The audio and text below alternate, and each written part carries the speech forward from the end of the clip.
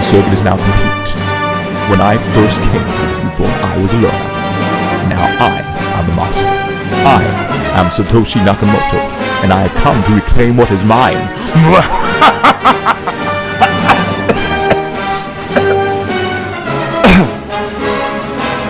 Boom shakalaka. Ladies and gentlemen, freaks and geeks, brothers and sisters around the world, it is your boy, Chris Schul, the Bitcoin MC. And what is this? Craig Wright?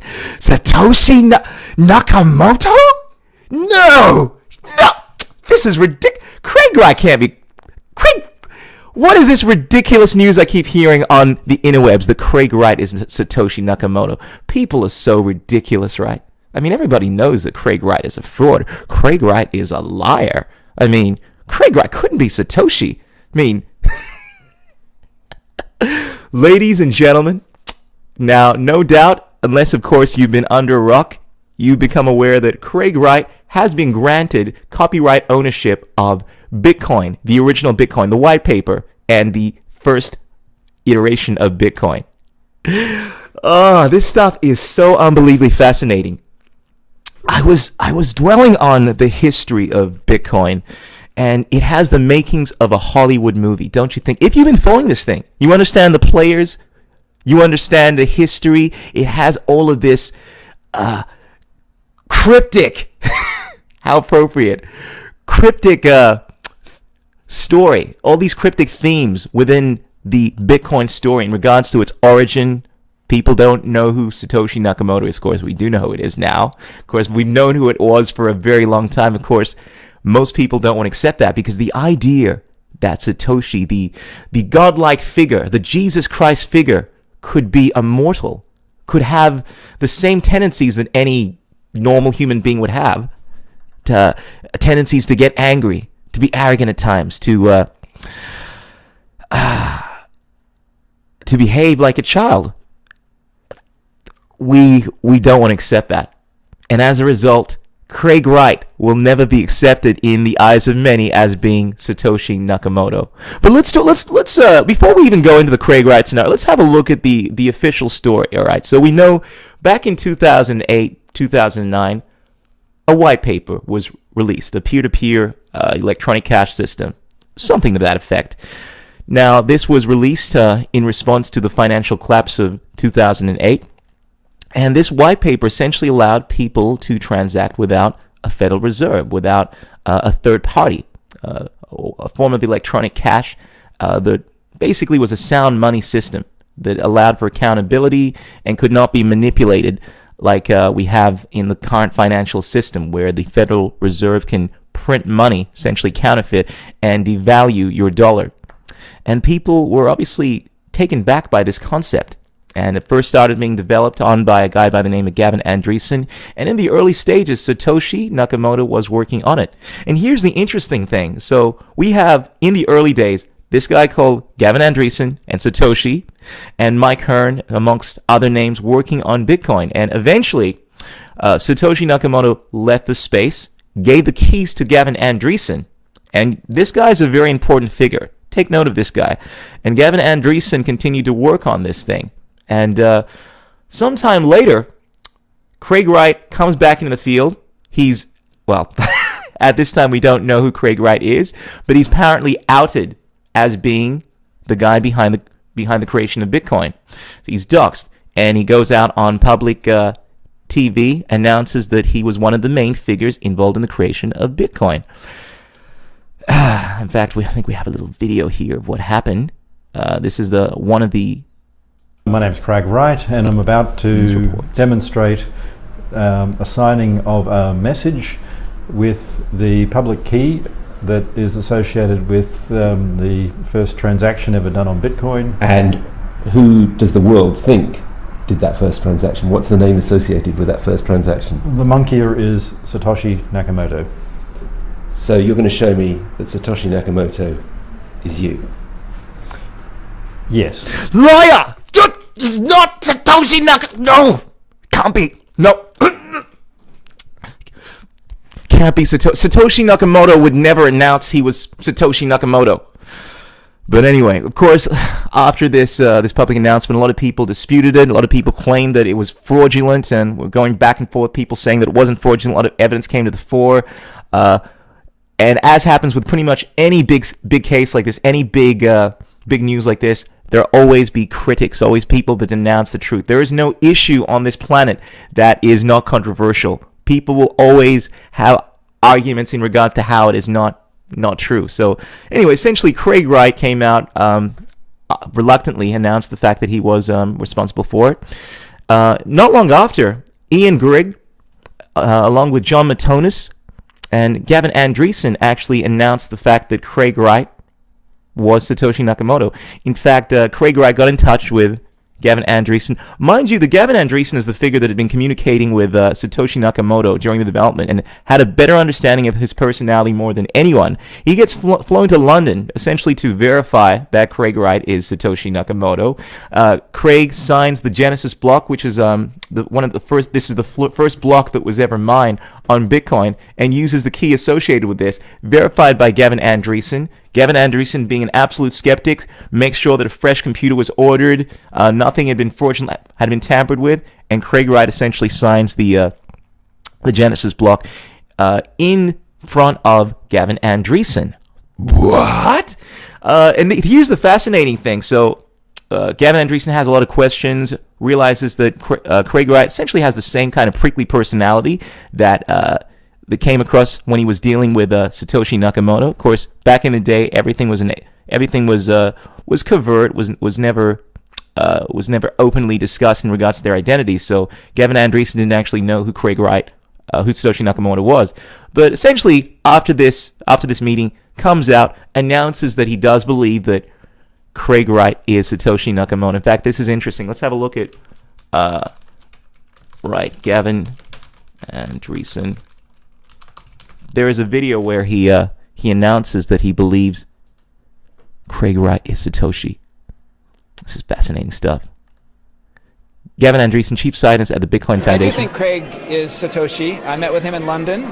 He fits the kind of person that I was interacting with way back in 2010, and he provided some cryptographic proof using the private key from the very first Bitcoin block. What? To show that he possessed that key. So, although it's impossible to prove something like that 100%, I think for me, he's proved it beyond a reasonable doubt. No, Gavin is a fraud. Gavin's a liar. Gavin's been tricked. So essentially, Gavin comes out, announces that Craig Wright is Satoshi Nakamoto, and Gavin is a skeptic, mind you. It's been proven to him. And then the core developers, all right, are saying, well, wait a sec, this can't be true. And the interesting thing is, Craig Wright actually passed the keys to the Bitcoin repository to Gavin Andresen. And Gavin Andresen, being the trusting person he is, then gave the keys to the Bitcoin core developers, so they had access to it. Now, once Gavin actually comes out and announces that Craig Wright is Satoshi Nakamoto, they think Gavin is, he must have been compromised, and he's completely insane, because no one wants to believe this, right? It's like ridiculous. There's no way Craig Wright could be Satoshi Nakamoto. Fake Toshi. So essentially, the core devs, they take away access to the Bitcoin repository from Gavin Andresen. He's shut out, he's called a fraud, and he has very little influence now. And essentially he's been ostracized. So this has the makings of such a great Hollywood movie. So essentially now we have Craig Wright coming out. No, the majority of the public refuse to believe who he is, come up with all this evidence, fake evidence suggests that he's a fraud and so forth. And look, at this point, Craig Wright's basically shrunk from the mantle of Satoshi Nakamoto. He doesn't want to definitively say that he is, even though most of us that have been, I would imagine most of the people that have been following this thing understand that he probably is Satoshi Nakamoto. But Craig says he may or may not be, which leads to people calling him a liar. And look, the rationale, Craig had actually tweeted that the creator of Bitcoin may be subject to being in prison due to the funds being used for terrorist activity. And apparently there were law enforcement, the government had been looking at this seriously. And because of this, because of the threat, and because of the tremendous strain of having to take on the title of Satoshi Nakamoto, Craig Wright essentially withdraws.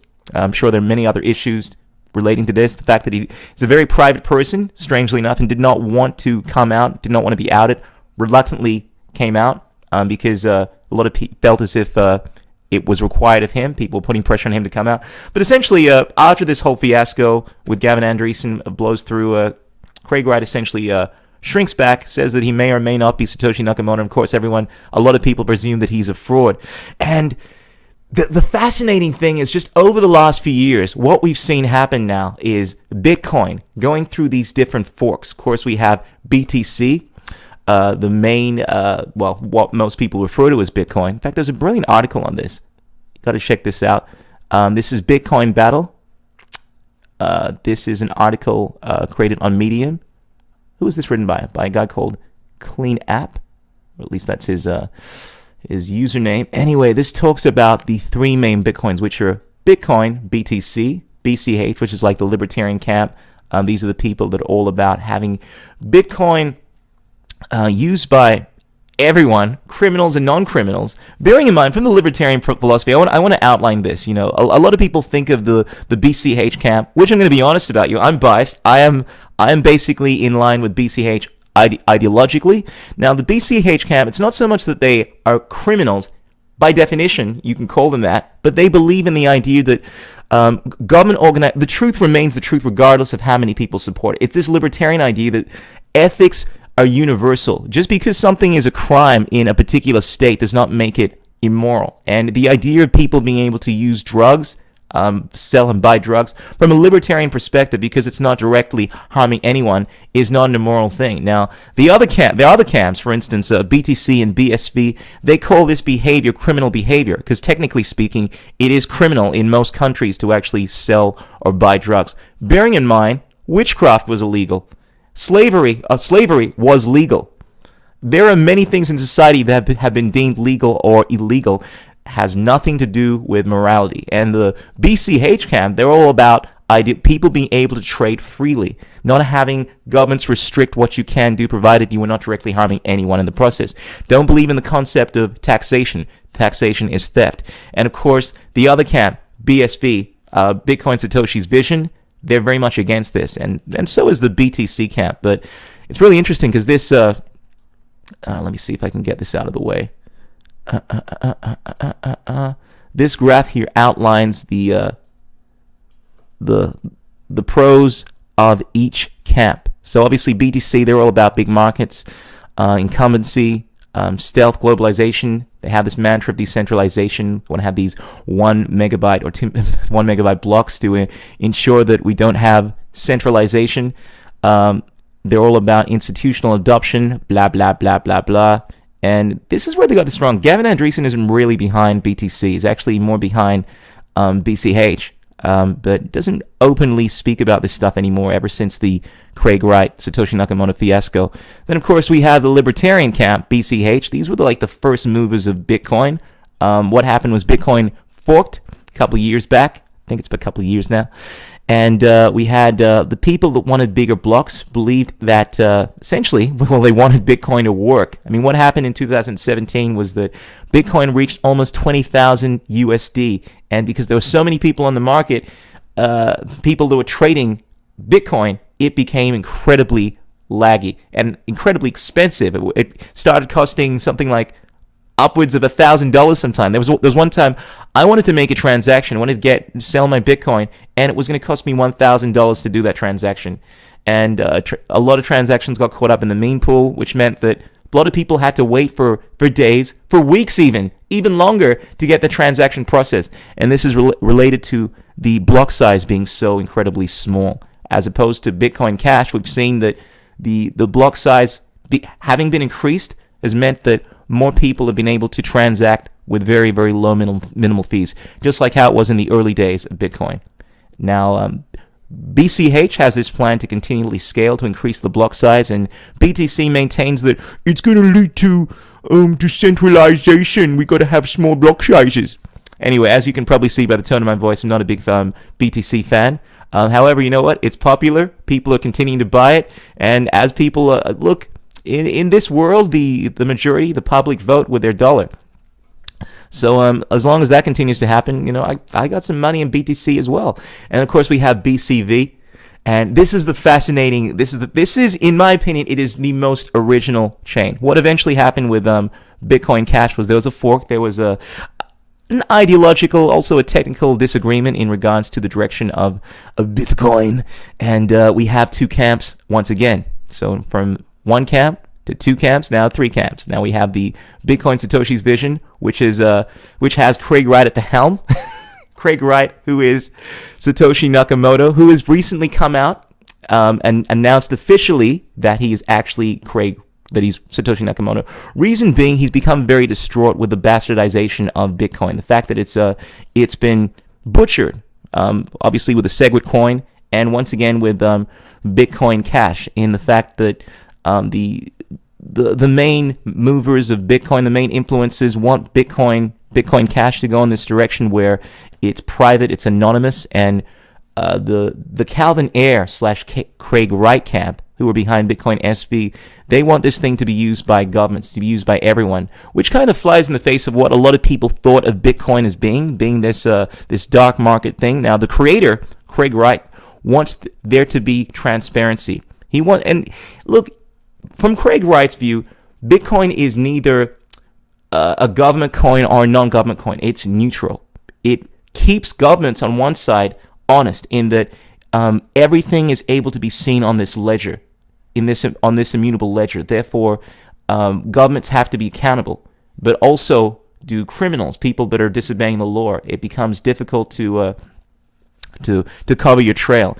Craig Wright doesn't like the idea of these criminals being able to sell illegal drugs, being able to hold people for ransom and not have their transactions traced, and believes that this is going to lead to a lot of problems, and doesn't like the direction that Roger Ver is going in with his libertarian ideology.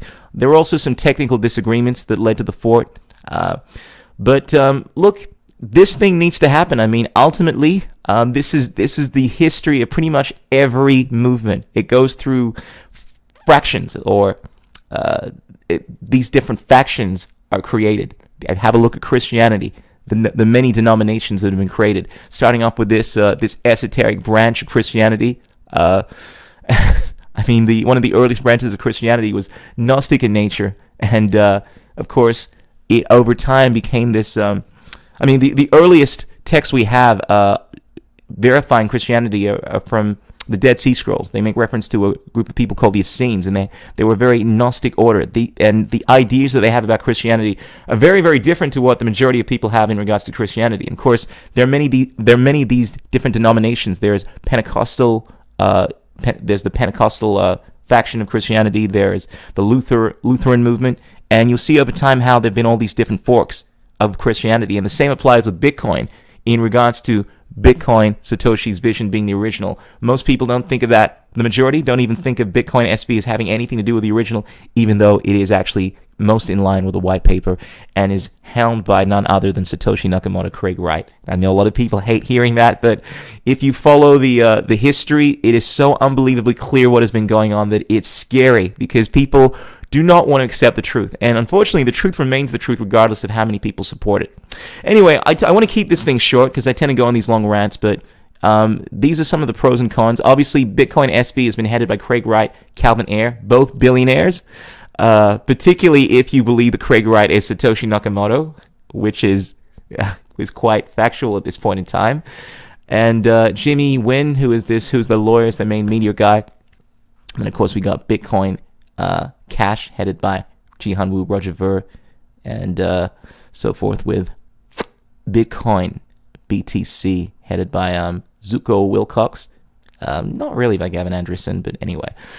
Anyway, ladies and gentlemen, let's summarize this. So what we know is Craig Wright has finally come out now and announced that he's Satoshi Nakamoto. And this makes such interesting drama. I mean, if you look at everything that's been going on, the battles between Bitcoin Cash and Bitcoin SV, BTC, the hidden agenda behind who Satoshi Nakamoto was, and so many of the figures, this has the makings of a movie. And it turns out that due to Jimmy is one of the head guys, the lawyer, and the main media guy for Bitcoin Satoshi's vision, because of his contact list, because of his contacts with the Hollywood and so forth. There is actually talk now of the Bitcoin movie, and apparently it's going to be possibly played by Russell Crowe or Hugh Jackman, and it's going to tell the story of Bitcoin from the perspective of the creator, Craig Stephen Wright, with obviously Bitcoin SV being the winner.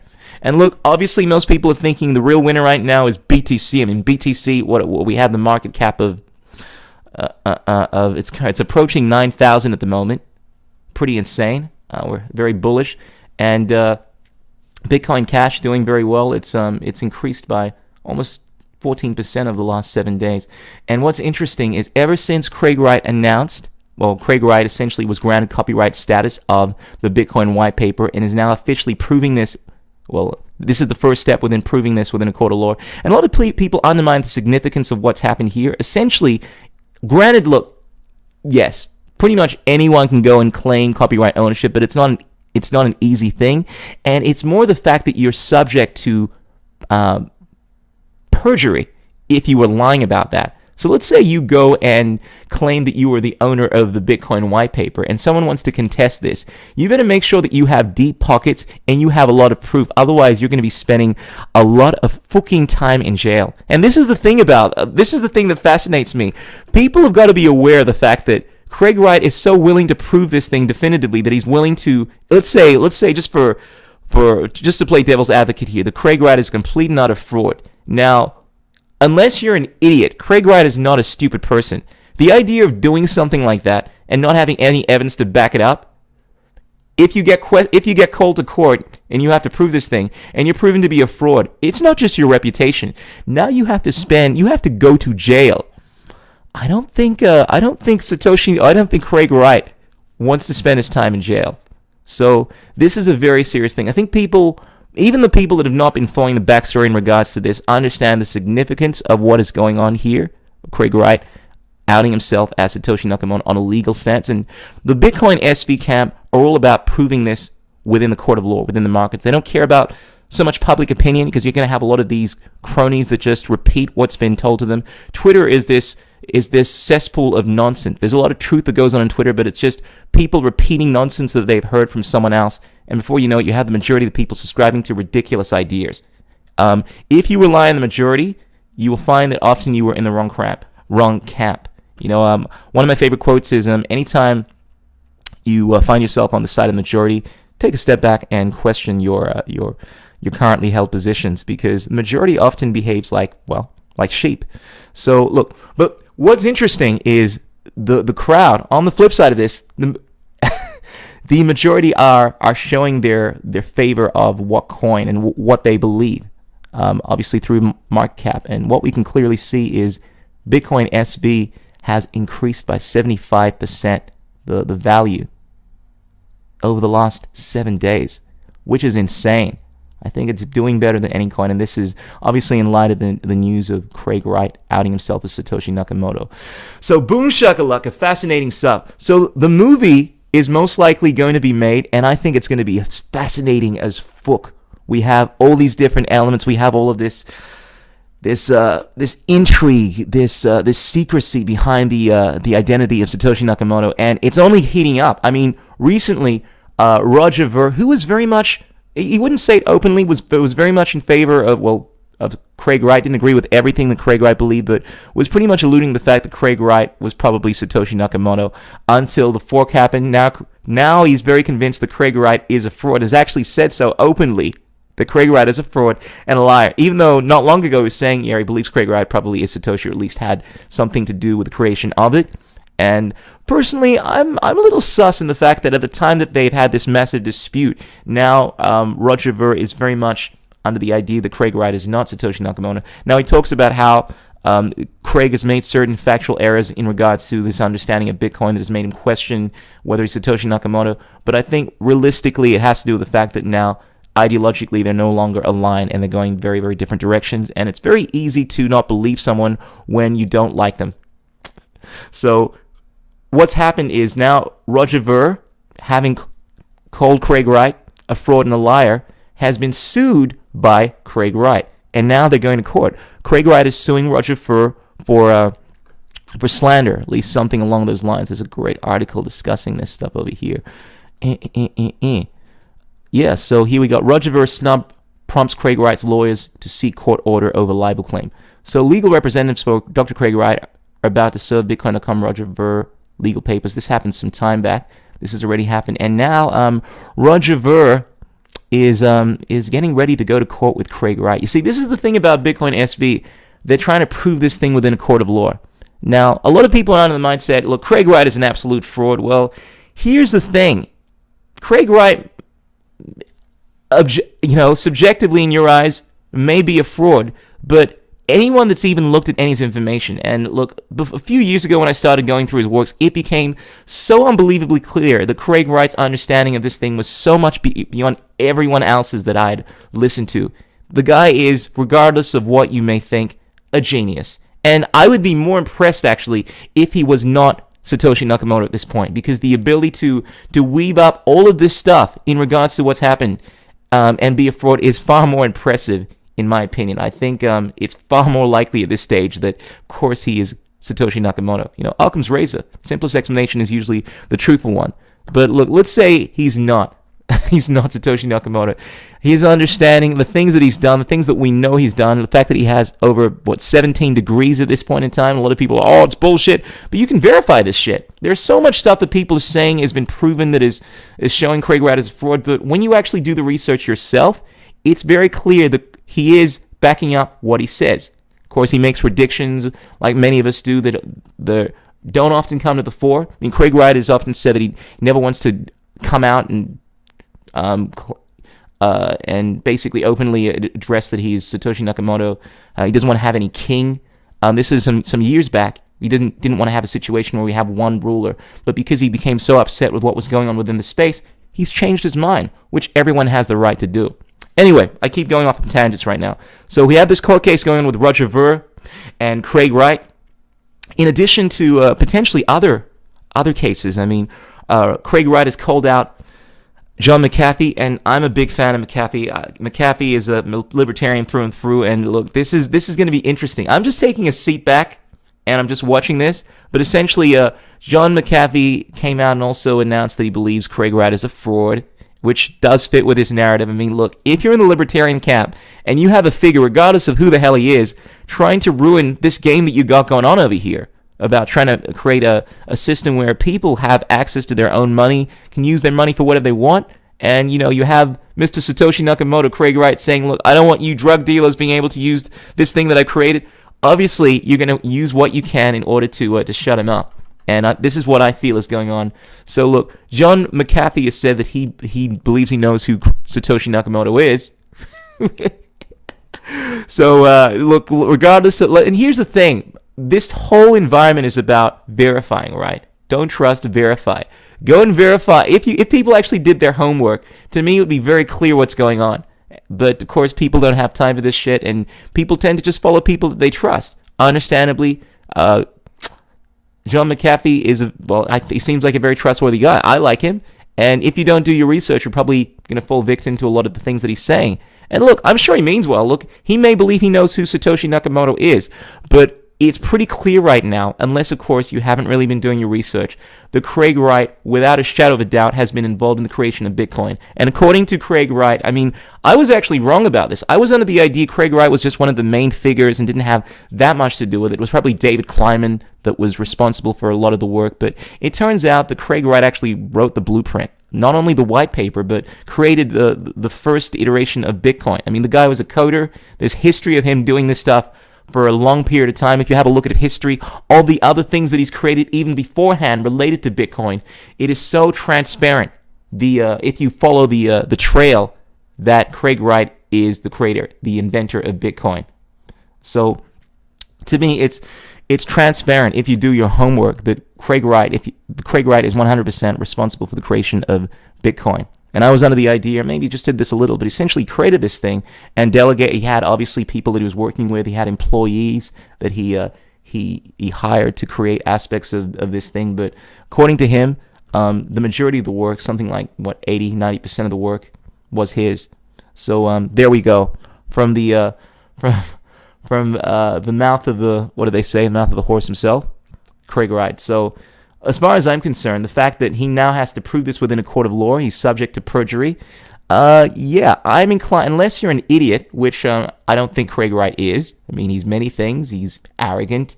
He says a lot of crazy, outlandish things sometimes, and I've gone into little conversations with him on Twitter where he just gets frustrated with people and he says ridiculous things like, this will never work, this person's a fraud, or, we're talking about philosophy and he's like, the non-aggression principle is made by socialists, and I'm like, well, actually, no, Ayn Rand, I know who you're a big supporter of, was actually a huge proponent of that, and basically just talks about individual rights. Like, I've gone to these conversations with him, I'm like, frustrated that you've said that, but that doesn't devalue the fact that he's done all of this work. People have this idea that when someone says something that is wrong, all their work must be wrong. That's poor thinking. People make mistakes. People say silly things sometimes. Doesn't mean that the bulk of what they're saying is wrong. Anyway, I'm going to leave it there. This has been a long podcast. I know I tend to have a big mouth, but it's so juicy, isn't it? What's going on in the crypto space right now? The fact that we will be most likely seeing a movie, the Bitcoin movie, and the end of this movie is unwritten. Whether it will be BTC, the people's coin, whether it'll be Bitcoin Cash, the libertarian coin, or whether it will be Satoshi Nakamoto's coin, Bitcoin SV, well, only time will tell. So ladies and gentlemen, freaks and geeks, peace out, keep it real, don't drive and text. This is your boy, Chris Schul, dropping the wisdomatic truth bombs over here. Boom, shakalaka. All right, so let me know what you think. Let me know what your thoughts are on Craig Wright, Roger Vergi, Han Wu, any of the figures in the game. And let me know. I actually got a poll going on at the moment if people would be interested in having me interview Craig Wright. I did have Craig on my podcast about 8 months ago now. And look, I think I got a lot of libertarians on the camp that are very, very pissed off with Craig Wright. Definitely not in favor of hearing any of his arguments right now, and are quite happy to believe that he's a fraud. So we got a whole bunch of people, about 57% at the moment, people not interested in seeing that, and a good spectrum. I believe this would be more the Bitcoin Satoshi's vision camp. Very happy to see Craig. But look, regardless of where you lie on this matter in regards to Craig and Satoshi Nakamoto, there is a lot to learn about what this guy is saying. I mean, if you go through his stuff, his podcasts, or the interviews that he's been on, Craig is a wealth of knowledge, and he's an entertaining character. He doesn't fit the mold. A lot of people want someone to speak with this political nonsense, have this political cadence. Well, I believe that Bitcoin is a very fascinating tool, and we should use what coin whichever suits our needs. But Craig Wright doesn't play the political game. He says it as it is, and according to him, there can be only one, and doesn't try to appeal to the masses. And I think it's good having people like that. It definitely makes for a good movie. So, ladies and gentlemen, I'm gonna leave it there. Peace out, keep it real. This is your chocolate Nubian soul brother, Chris Schul. Until next time. Ow! Life's purpose is to feel joy. Metaphysical, lyrical, saying nothing for truth. The only one to make change is walking in your shoes. Be the example, don't complain about the news. Making music and serving the world with the loo. Now you can be the same, or you can be the change. Find strength from inside, break through the chains. No one to blame, nothing to prove. You create your reality, it's up to you. Be the change.